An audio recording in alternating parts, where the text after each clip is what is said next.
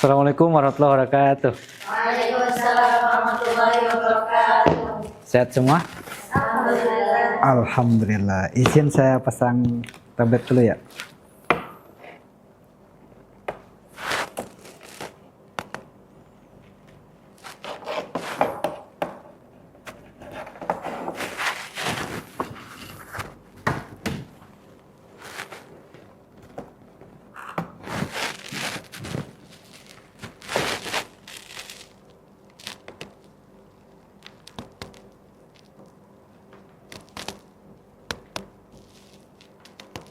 Oh, nggak bisa ya.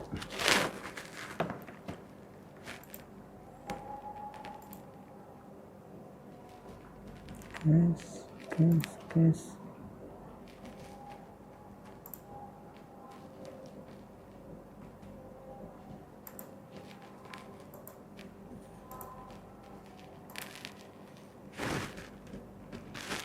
Sa.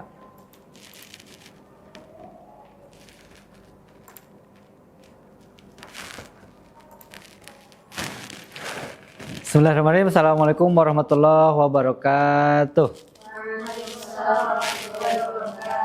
Innalhamdulillah wassalatu wassalamu ala rasulillah amma ba'd. Alhamdulillah pada pagi hari ini kita bisa ketemu lagi dalam agenda perkuliahan. Seperti biasa materi kuliah kita sejarah peradaban Islam. Kali ini saya akan bawakan tema kontribusi Islam terhadap peradaban. Sebelum kita mulai, silahkan absen dulu seperti biasa. Pakai token silahkan.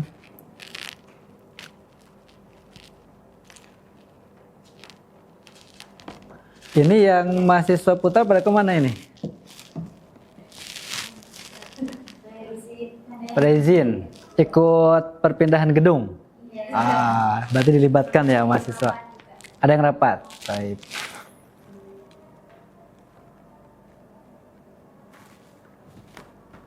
Sudah absensi?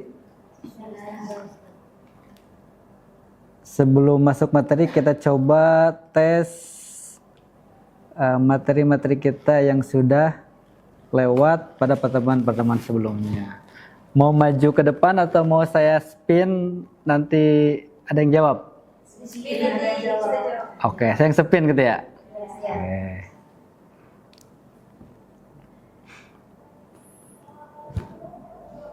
Ini agak delay ini. Siap ya? Bismillah. Muncul suaranya nih.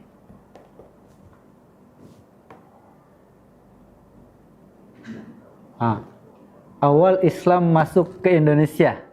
Ada yang mau jawab? Oke, Hani. Bagaimana awal Islam masuk ke Indonesia? Awal Islam masuk ke Indonesia itu diperkirakan terjadi pada abad ke-7 sampai 13 Masehi. Dan itu melalui jalur perdagangan.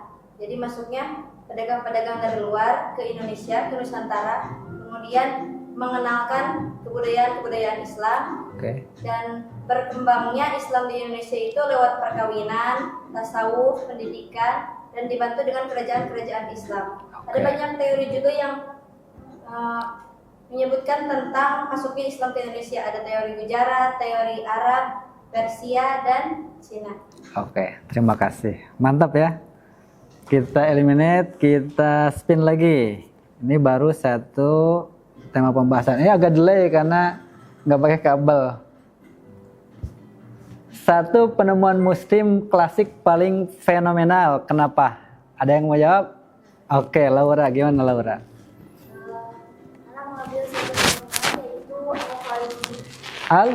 Al-Khwarizmi. Oke. Kenapa ada mengambil Al-Khwarizmi? Karena beliau menemukan atau mengubah angka yang tadinya yang rumit itu jadi angka yang sederhana, yaitu angka desimal 0,36. Oke. Terima kasih. Mantap ya? Tepuk tangan boleh. Kita coba lagi. Ini agak delay nih. Karena nggak pakai kabel, sebentar. Satu kota atau wilayah Islam klasik yang paling menarik, kenapa? Nurul. Silakan Nurul. Kota Turki. Oh, keren itu. Gimana? Karena di mana kota ini itu ada pertemuan unik antara peradaban barat dan timur. Terus Oke. yang kedua itu ada bangunan Hagia Sophia yang di mana dulunya itu adalah gereja Byzantium yang berubah menjadi masjid Kekaisaran Utsmaniyah. Keren. Ini kalau pakai gini cerdas-cerdas siswinya ya. Alhamdulillah. Coba kita nih karena ada 5 nih, kita masih ada nih. Ini pakai word wall ya. Umar bin Khattab. Ada yang mau? Oke. Asma. Mulai dari biografinya yang Umar bin Khattab itu namanya Umar bin Khattab, terus memiliki gelar Al-Faruq, yaitu petunjuk kebenaran, dan juga Amirul Mukminin, jadi pemimpin yang pertama masuk Islam gitu. Terus beliau itu punya karakter yang pemberani, terus tegas, sangat ditakuti lah gitu sama masyarakat. Oke. Coba terakhir nih. Masih ada 3 ini ya. Siapa yang belum? Utami. Mau ini tokoh dari Andalusia dan biografi singkatnya. Pas? Oke, pas, kita buang ya. Ini masih ada 2.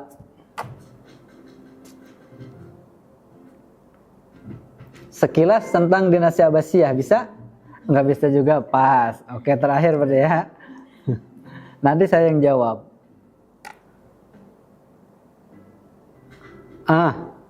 Definisi sejarah.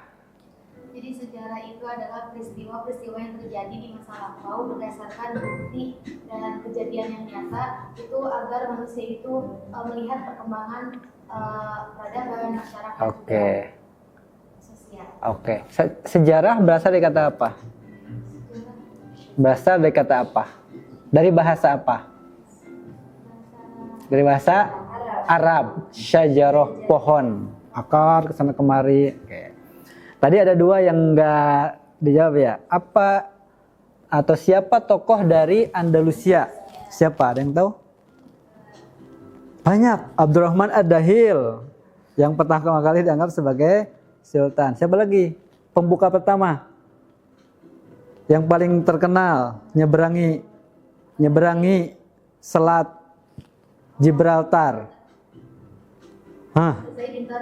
Tariq bin Ziyad, Musa bin Nusair. Ilmuwan ada dari Spanyol? Siapa? Pengarang kitab Bidayatul Mujtahid. Ibnu Rushd. Pengarang kitab Al-Qanun Fitib Ibnu Sina. Pengarang kitab Alfiyah bin Malik. Alfiyah Ibnu Malik. Salah, jadi Ibnu Malik yang terkenal Alfiyahnya di kita itu berasal dari Andalusia dan tokoh-tokoh yang lain seperti Ibnu Hazm dan sebagainya. Satu lagi tadi sekilas Abbasiyah. Abbasiyah adalah kerajaan kedua setelah Umayyah yang paling terkenal dengan perkembangan ilmu pengetahuan dan teknologi, kota Baghdad, kota Samarra dan sebagainya. Oke. Secara umum oke ya untuk pertemuan-pertemuan sebelumnya. Sekarang kita akan masuk ke materi kita. Ini masih nyala nih. Kita matiin dulu.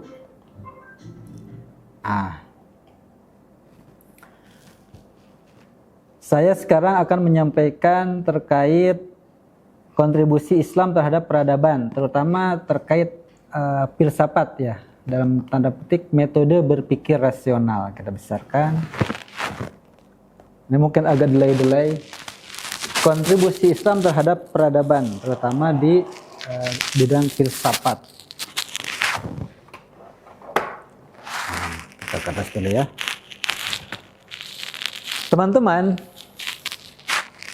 kenapa kita ini generasi milenial, generasi Z, dan mungkin generasi-generasi setelahnya memiliki problem yang namanya mental health atau kesehatan mental. indikasinya atau di antara contohnya mudah cemas, mudah stres, overthinking, apalagi burn out, apalagi di sisi itu kegigihan, kemudian lebih senang santai dan sebagainya. Apakah ini semua merupakan kekurangan? Oh, bukan. Kalau kita membahas tentang berpikir rasional, filosofis, itu tidak melulu hal-hal yang kurang baik itu merupakan kekurangan. Bisa jadi itu adalah kelebihan. Bagaimana cara mengemasnya? Allah Subhanahu wa taala mengarahkan kita sebagai hambanya umat Islam untuk berpikir rasional. Nah, yang hilang dari kita itu adalah bagaimana kita mempelajari dasar-dasar filsafat di sekolah menengah dan di masa kuliah seperti sekarang gitu. Nah, kalau ini tidak digunakan, maka kita akan lebih cepat merasa cemas. Kalau orang sekarang bilang sumbu pendek, dikit-dikit, ya kan? Padahal kalau kita berpikir rasional, kenapa teman yang duduk di samping saya ini dari tadi,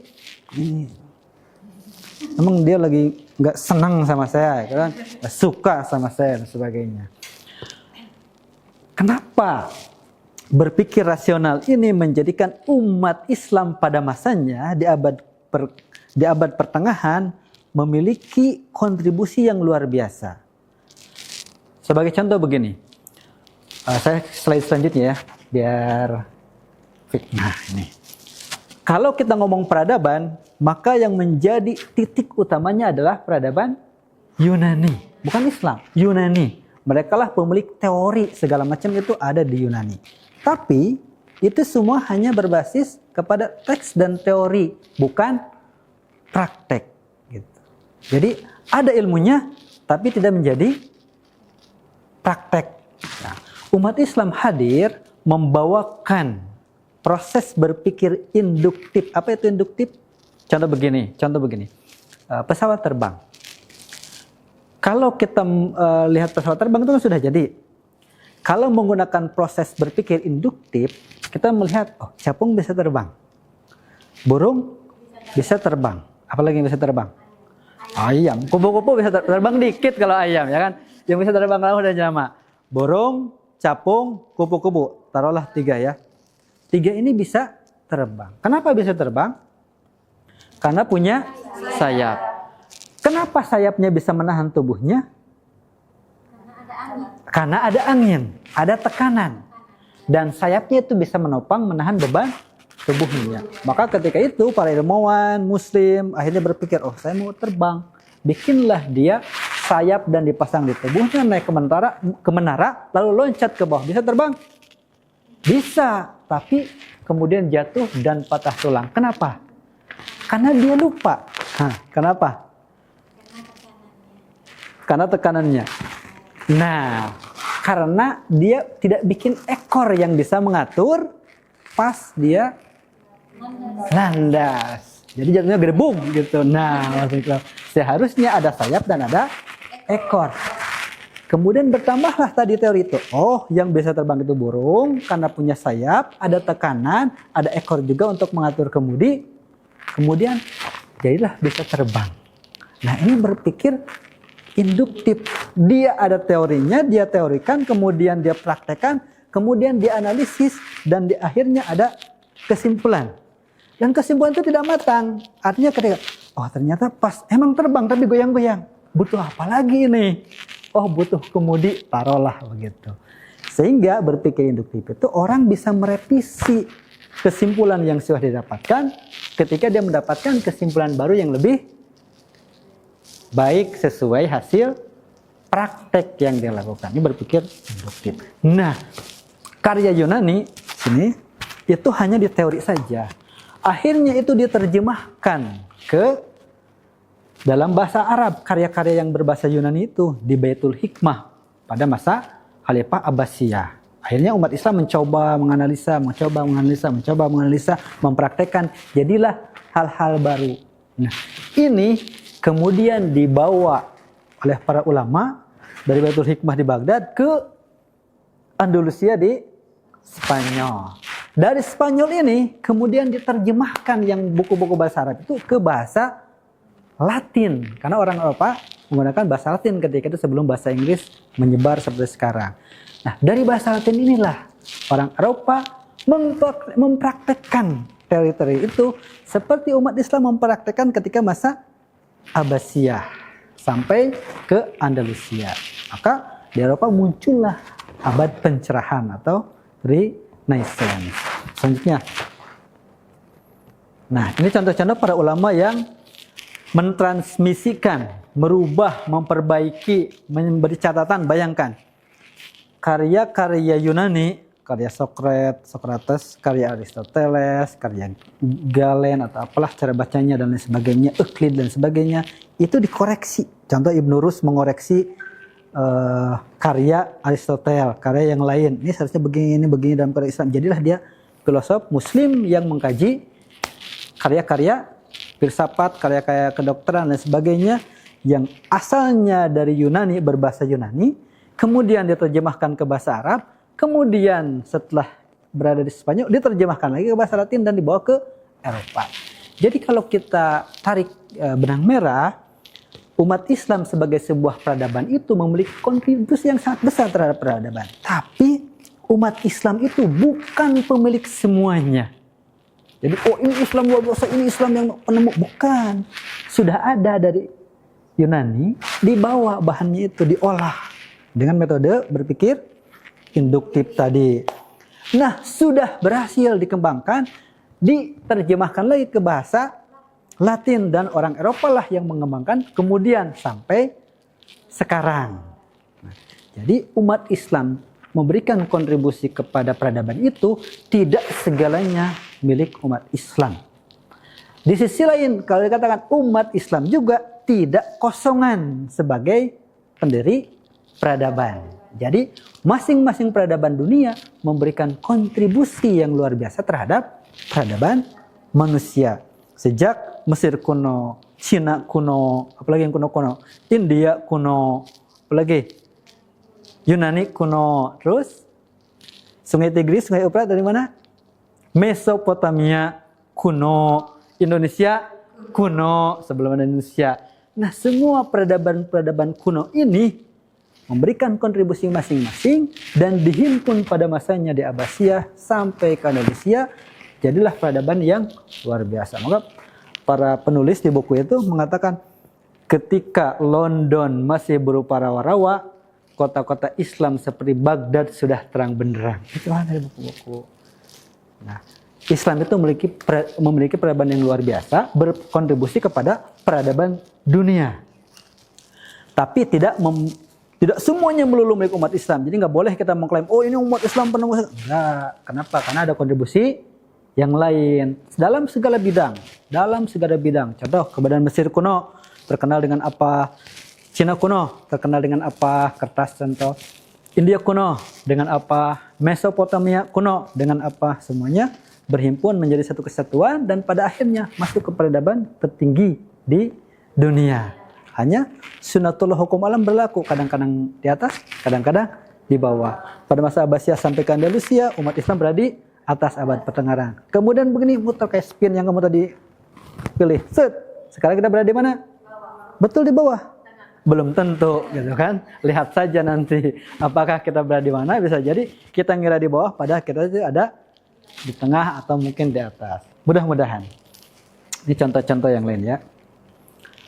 Nah, ini yang saya sampaikan tadi, Renaissance itu masa ketika orang-orang Eropa berhasil menerjemahkan buku-buku berbahasa Arab yang ada di Universitas Andalusia, di Toledo, Granada, Sevilla dan sebagainya, kemudian dibawa ke Eropa. Renaissance.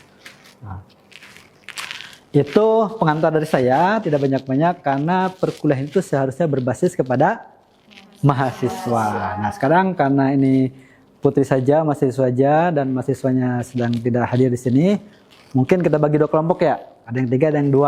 Nah, di dalam materi kontribusi peradaban Islam terhadap di dalam tema kontribusi Islam terhadap peradaban itu sangat banyak yang bisa kita kaji, kita bahas. Contoh tadi saya hanya ngambil satu bagian saja terkait bagaimana kita berpikir rasional, induktif, filosofis supaya kita memiliki basis berpikir yang baik. Nanti yang lebih praktisnya ada sains, teknologi, ada sosial, seni, arsitek, sastra, budaya, bahasa dan sebagainya. Contoh nih, Mesir itu dulu bahasanya apa? Bahasa Mesir atau Koptik, Kibti kalau bahasa Arab. Tapi sekarang apa? Arab, Republik Arab Mesir. Lihat, campur Arabnya, Arab Pusah dengan Arab pasaran Suqiyah atau Amiyah. Tapi secara umum itu satu negara, satu bangsa yang tadinya non-Arab sekarang menjadi Arab, contoh. Dan lain sebagainya, termasuk di Indonesia. Banyak hal yang berasal dari agama Islam yang menjadi akulturasi bahasa di kita. Nah, saya ingin sekarang dua kelompok ini berdiskusi. Siapa dengan siapa? Kadangan? Gini aja, sesuai baris. Oke, sekarang mendekatlah sesuai baris. Biar kelihatan kelompoknya. Sebelah sini, ini yang bertiga mau judul apa? Sains dan kedokteran. Sains dan kedokteran. Oke. Yang belakang mau tema apa? Seni dan sastra. Seni dan? Sastra. Oke. Arsitektur. Seni, sastra, sektor. Oh, mantap itu. Jadi sekarang saya kasih waktu 2-3 menit ngobrol-ngobrol. Ada problem apa sih sekarang? Dulu ada problem apa? Dulu para ulama kenapa bisa begini dan begitu? Bagaimana kontribusinya dan sebagainya. Nanti kita ngobrol. Oke, saya kasih 2-3 menit ya.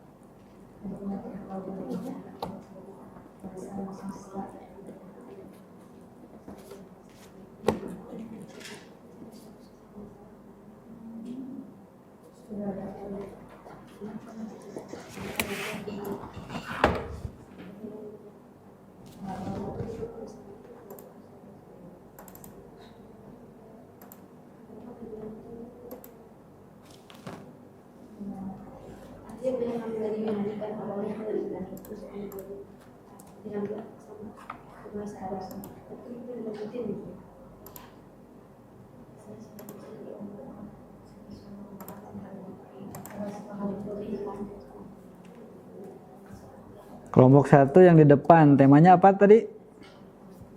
Yang depan? Sains dan kedokteran.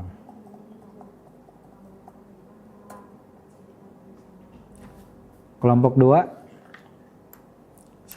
Sastra?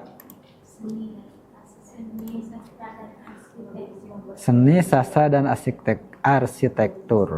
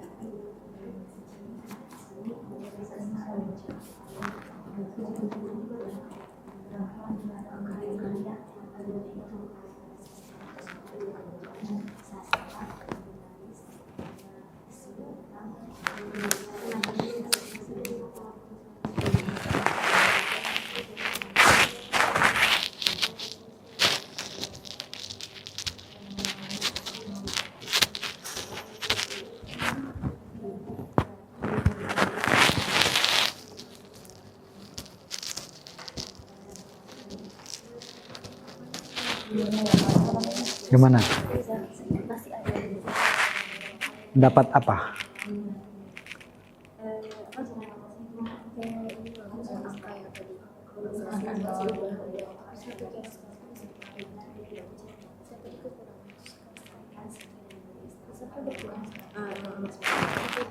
Sains dan kedokteran, mau fokusnya ke apa? Ke materinya atau ke tokohnya? Atau ke objek yang mereka teliti? Dapat contoh nih, Ibnu Sina menemukan apa? Pengobatan. Ada tokoh lain yang meneliti tentang bedah. Ada yang meneliti tentang virus. Contoh. Ulama-ulama kedokteran keliling dan nyimpen daging di beberapa tempat. Mereka melihat daerah mana yang paling cepat busuk daging itu. Oh, berarti di situ paling bermasalah. Daging yang paling lambat membusuk, nah itu tempat yang cocok untuk mendirikan rumah sakit. Ada kan kayak gitu kan di buku-buku textbook. Nah, sekarang kita mau cari masalahnya apa? Mau objek yang diteliti mereka, tokohnya, atau apanya, gitu. Nah, mau fokus apa? Sains luas sekali. Dan sains dan kedokteran. Kalau sainsnya apa? Gitu. Tadi kan saya ngasih contoh tentang terbang. Nah, itu kan sains ya. Nah, gitu. Coba dapat apa nih? Ada problem apa dulu yang menarik? Problem ya, atau dapat penemuan apa yang menarik. Kalau berbasis objeknya buku, penyakit, apa tadi cara bikin rumah sakit, nyet tempat, banyak sekali. Tamam? Nanti kalau sudah dapat presentasi. Kayaknya yang sebelah sini seru ini, udah berdua lebih tektokan. Gimana? Dapat apa? Tadi kita ngomongin apa? Tadi kita ngomongin seni, sastra sama arsitektur. Kalau zaman dulu kan katanya tuh kalau misalnya apa menilai ini gini. Jadi apa kebudayaan Islam itu tidak dilihat dari segi politik perkembangannya. Yaitu sosial, global sama perluasan politik, tapi juga dilihat dari apa tadi? Dilihat juga dari budaya. Sastra sebuah masyarakat tersebut. Apa ya hal unik yang kamu dapatkan, yang kamu temukan? Oh, menarik nih, apa nih gitu. Ada hal menarik apa yang kamu temukan dari seni, sastra, arsitektur? Contoh nih. Kalau saya disebut seni, sastra, arsitektur. Di kepala saya itu muncul kalau sastra itu buku 1001 Malam, Alf Lailah wa Lailah, Sita Aladin, Sindibad dan sebagainya. Walaupun itu fiksi tapi menarik untuk dibaca. Kalau arsitektur, wah itu mah banyak ya kan, dan sebagainya. Nah, kamu mau fokus kemana nanti angkat, habis itu presentasi, tamam? Oke?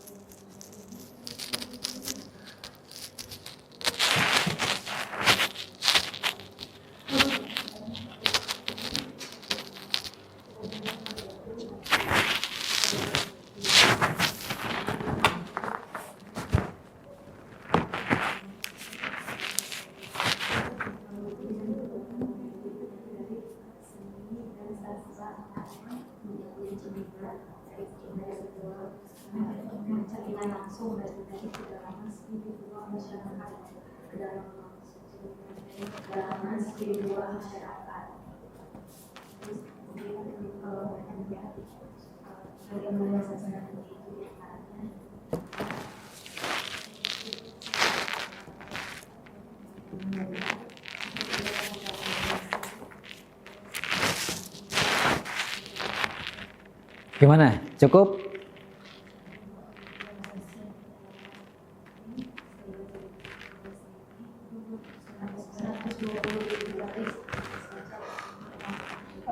Kelompok 2 Utami dan Nurul. Oke? Siap presentasi. Di ini ada papan tulis. Mau kelompok 1 dulu atau kelompok 2 dulu? Boleh nanti ke depan presentasi di depan atau boleh juga kalau mau podcast tektokan. Nah, mau mana? Mau podcast. Oke, kelompok 2 podcast. Podcast boleh gitu ya. Tapi nanti diringkas ya podcast katakanlah 5 menit gitu. Atau 3 menit. Gitu. Ini yang depan masih serius ini. 1 menit lagi ya. 1 menit lagi. Kelompok 1. Serius. Hani, mau apa? Mau presentasi, mau podcast? Presentasi. Berarti mewakili ya, nanti 1 orang atau 2 orang boleh. Atau bertiganya juga boleh tektokan.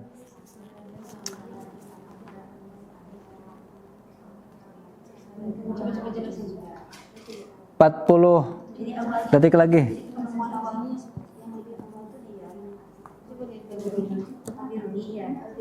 Tentang GPS. Jadi hubungannya sama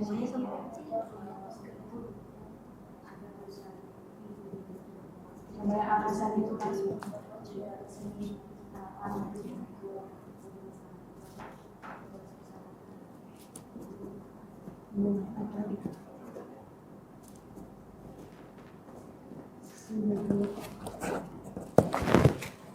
20 detik.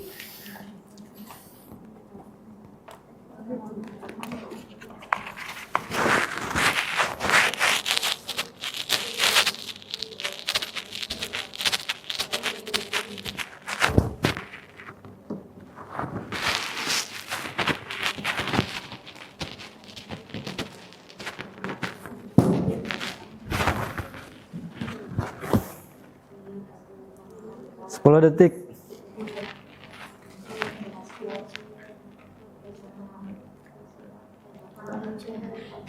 5 detik. Ayo bismillah. Kelompok 1, kelompok 2 yang duluan. Kelompok 2. Oke. Mau di depan situ, mau di depan sini. Oke, kursinya di bawah sini. Biar ada tampilan. Ya, dibawa. Mau berdiri apa mau duduk? Bawa kursi. Oke.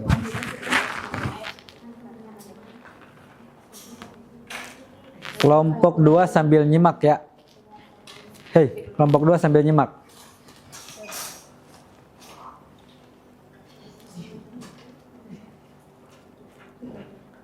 Tiga menit bisa kan?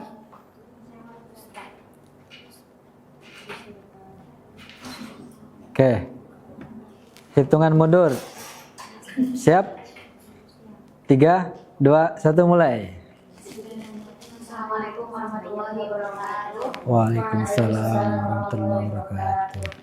Kami dari kelompok Boa. Jadi kali ini kita akan membahas tentang kontribusi Islam terhadap peradaban dari segi seni, sastra, dan arsitektur.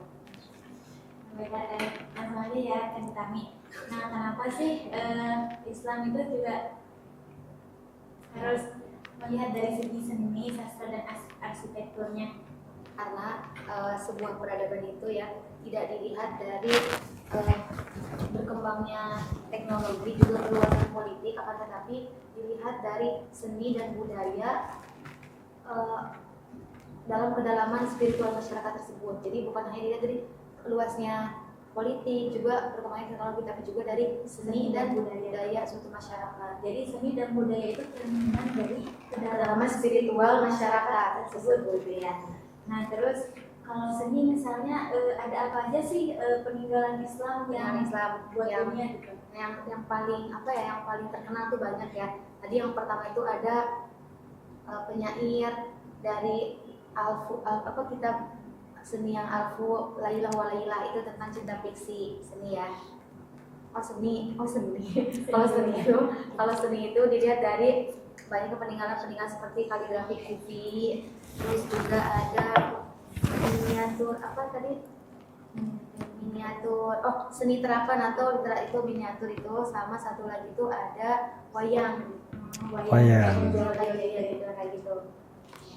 akulturasi Nusantara itu wayang. Nah, kan tadi yang bagian seni ya. Nah, kalau bagian sastra apa aja sih peninggalannya? Bagian sastra tadi yang pertama ya, itu tuh ada di banyak-banyak ya, sastra tuh penyair-penyair. Seperti contohnya itu ada cerita fiksi, banyak ya cerita fiksi itu, yang diantaranya itu tadi kita apa? Al-Fulaila wa Laila yang 1001 kisah itu. Terus ada juga ini karya Simah Nama atau Book of King, memuat 120.000 baris sajak yang merangkum epik dan identitas bangsa. Juga ada itu udah. Nah, kalau yang bagian arsitek, Kalau bagian arsitek itu yang tadi anak coba cari ya, itu tuh ada Masjid Umayyah di Damaskus, itu juga terkenal. Taj Mahal di India, terus ada juga Istana Alhambra di Spanyol. Terus satu lagi itu ada Masjid Agung. Masjid Agung apa? Masjid Agung itu Samara. Samara di mana? Di Iran. Itu juga termasuk yang Bagian arsitek itu peninggalan bagian arsitek. Nah, tapi kalau menurut saya di zaman kita yang sekarang itu kayaknya itu seni-seni itu udah mulai kemudian gitu. Nah, kalau menurut saya kami apa sih itu tantangan terbesar kita yang sekarang, kenapa sih problem kita yang sekarang itu apa sih? seni gitu, dari segi apa Seni. sastra seni. Oh, kenapa jadi orang-orang tuh tidak terlalu minat ya?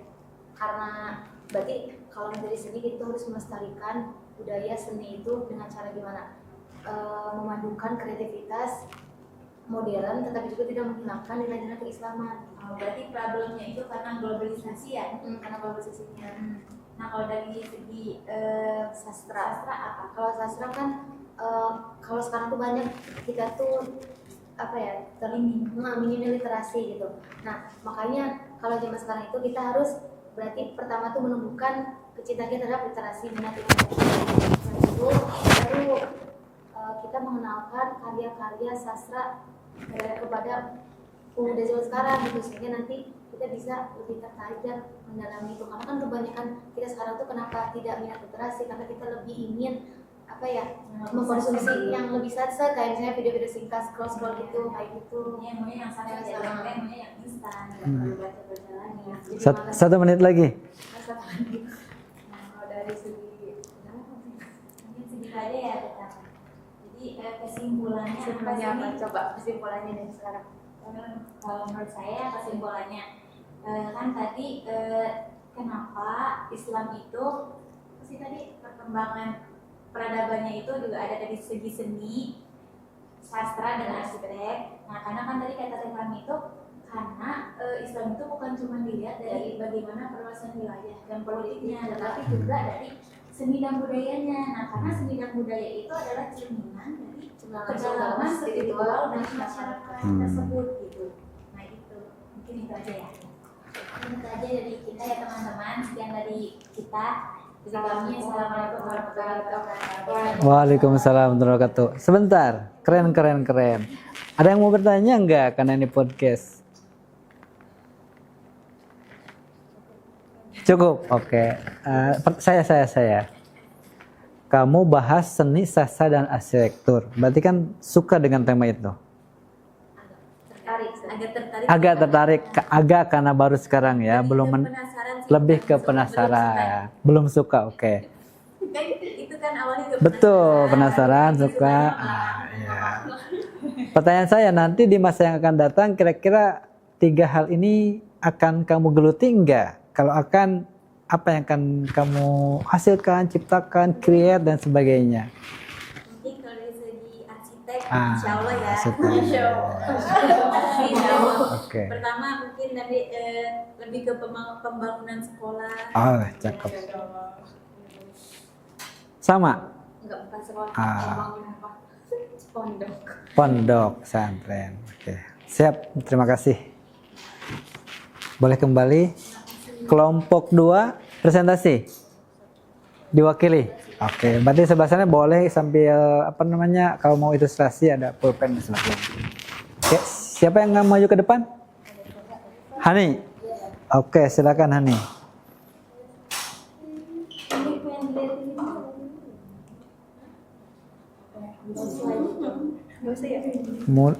Mau ditampilkan slide-nya?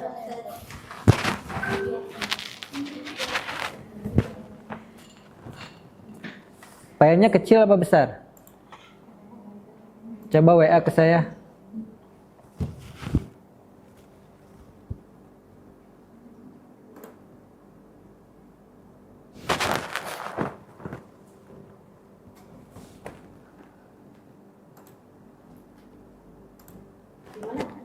Ke WA ada?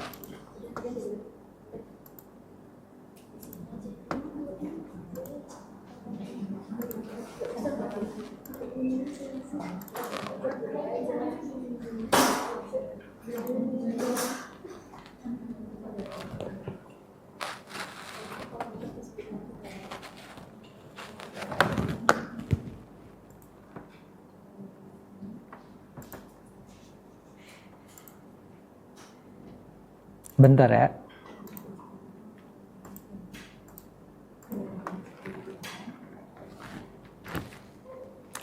Ini kan.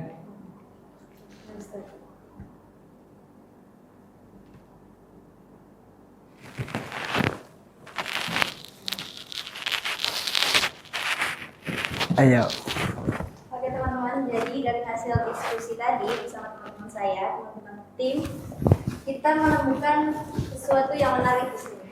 Ada tentang membaca bumi dan menangkap cahaya.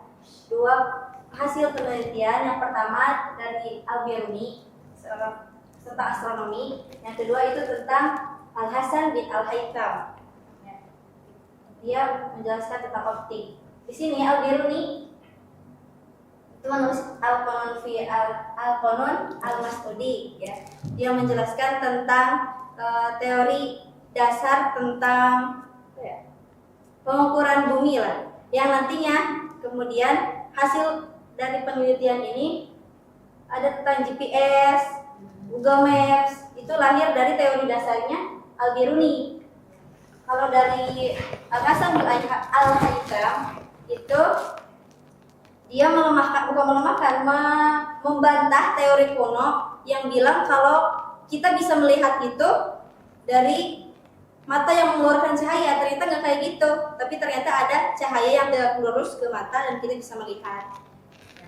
Dan kedua, penelitian ini masih kita pakai sampai sekarang. Adanya kacamata kan, GPS, Google Maps, itu lahir dari teori dasar mereka ini. Cukup? Cukup. Ada yang mau bertanya? Singkat sekali, ada lagi. Tadi judulnya apa? Membaca bumi dan menangkap. Enggak. Temanya sains dan kedokteran. Oh, sains. Sains yang menjelaskan tentang sains mungkin ini tentang astronomi kebumian. Ya, oke. Kalau yang kedokteran ini tadi. Oke, tamam. Kedokteran mata. Teman-teman ada yang mau tanyakan kepada saintis kita ini? Hani. Ada? Nggak ada? Cukup? Oke. Oke, terima kasih.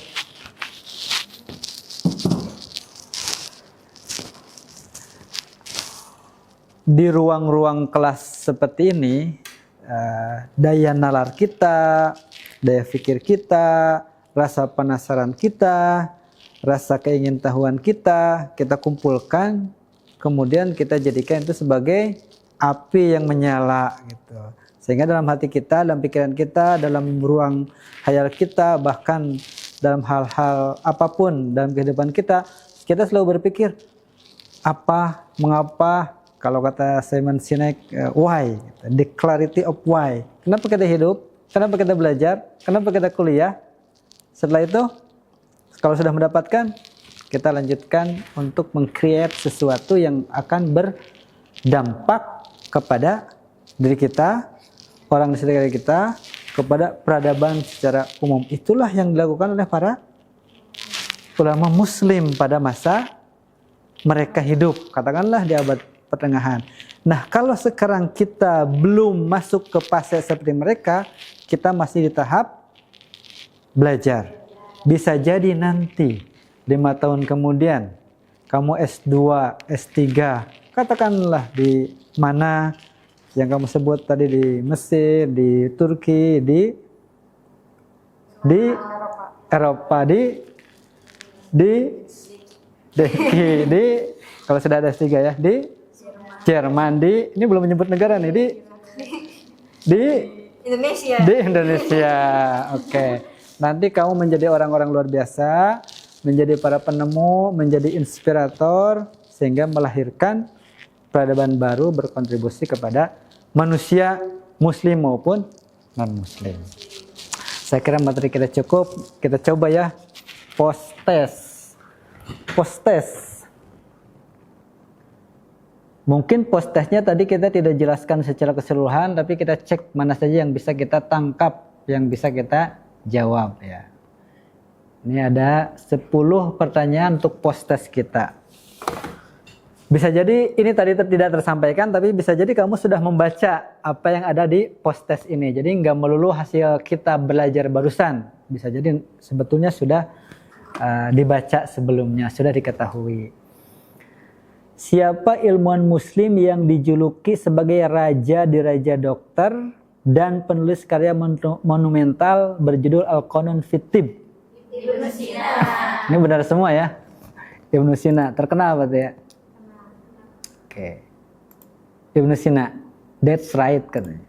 Selanjutnya, metode berpikir apa yang dikembangkan oleh ilmuwan muslim sehingga dianggap sebagai pionir dalam kebangkitan ilmiah? Saya tadi bahas ini. Metode eksperimen induktif. Metode induktif, di sini tambah eksperimen induktif karena berbasis praktek ya di lapangan. Oke. Apa nama karya arsitektur paling fenomenal dari masa kerajaan Mughal yang dapat dinikmati hingga kini? Ini mah pasti semua tahu ya. Walaupun saya tadi tidak bahas, ini mah pasti sudah tahu. Oke. Dalam sistem ekonomi Islam yang dibangun Nabi Muhammad, praktek perdagangan apa yang dilarang karena mengandung unsur eksploitasi? Sistem ribawi. Ini karena di-create-nya oleh notebook LM, jadi random dia bikin pertanyaannya. Tidak seperti yang kita bahas tadi. Oke. Siapa tokoh kimia muslim yang menemukan cara membuat asam belerang dan aqua regia untuk menghancurkan logam mulia? Yakin? Abbas apa Jabir? Apa Khwarizmi? Khwarizmi bukan? Jabir? Yakin Jabir? Coba kita cek ya, kita tadi nggak bahas. Oh betul katanya. Prinsip kemasyarakatan yang berarti persamaan derajat dalam dasar-dasar sistem sosial Islam adalah al-musawah. Ini ada pertanyaan tentang sosialnya, tapi tadi kan tidak begitu detail kita membahas karena memang tidak mungkin ya dalam 1 jam pelajaran. Baru 6 pertanyaan. Seni sastra pada masa dinasti Abbasiyah mengalami kemajuan karena adanya kombinasi antara tradisi Arab dan unsur non-Arab. Persia Yunani. Tadi disebutkan karya apa tuh yang disebutkan? Utami tadi menyebutkan nama kitab, buku. Yaitu dari Arabnya, dari Persianya. Itu diantaranya. Kemudian melalui wilayah mana peradaban Islam pertama kali masuk ke Eropa dan memicu kemajuan Barat? Spanyol. Tadi kita bahas ya, dari Yunani. Dari Yunani itu bukunya pakai bahasa Yunani atau bahasa Suryani, bahasanya Nabi Isa di Palestina. Suryani itu Suryani ya, Suryani. Pindah ke Arab, diarabkan pada masa Abbasiyah, kemudian dilatinkan di Spanyol, barulah dibawa ke Eropa. Oke. Selanjutnya, apa fungsi utama hiasan kaligrafi indah pada masjid-masjid pada masa Turki seperti Hagia Sophia? Untuk gambar-gambar Kristen. Yakin? Yakin. Karena yang lain kurang pas gitu ya? Iya. Menggantikan fungsi jendela hanya sebagai penanda arah kiblat sebagai alat musik visual. Jadi pasti kayak gini ya. Nah di Masjid Hagia Sophia itu ada gambar-gambar malaikat, gambar Bunda Maria, gambar tokoh. Nah itu ditutupi oleh kaligrafi-kaligrafi. Ilmuwan muslim yang menemukan sistem peredaran darah dalam paru-paru manusia sebelum ilmuwan barat adalah Abu Ibnu Yakin Ar-Razi. Ar-Razi Nasir. An-Nafis. Yang mana? C. Abu Hasan Ali. That's right. Ini ngira-ngira apa sudah baca? Sudah baca. Pernah baca. Kalau post testnya 10 dari 10 berarti luar biasa.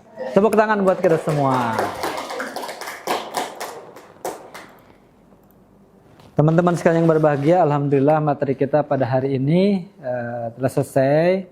Mudah-mudahan ini bisa bermanfaat bagi kita. Ingatlah bahwa apa yang kita pelajari di dalam kelas itu cuma sedikit dari sedikit, karena cuma trigger saja, pemantik saja, pelatuk saja gitu. Nanti akan mengembangkannya diri kita masing-masing dalam kehidupan kita sehari-hari. Terima kasih sudah ikut serta berperan aktif dalam proses belajar di kelas ini. Luar biasa juga tadi podcast dan penyampaiannya. Keren ya. Alhamdulillahirrahmanirrahim. Kita akhiri dengan doa kafaratul majlis.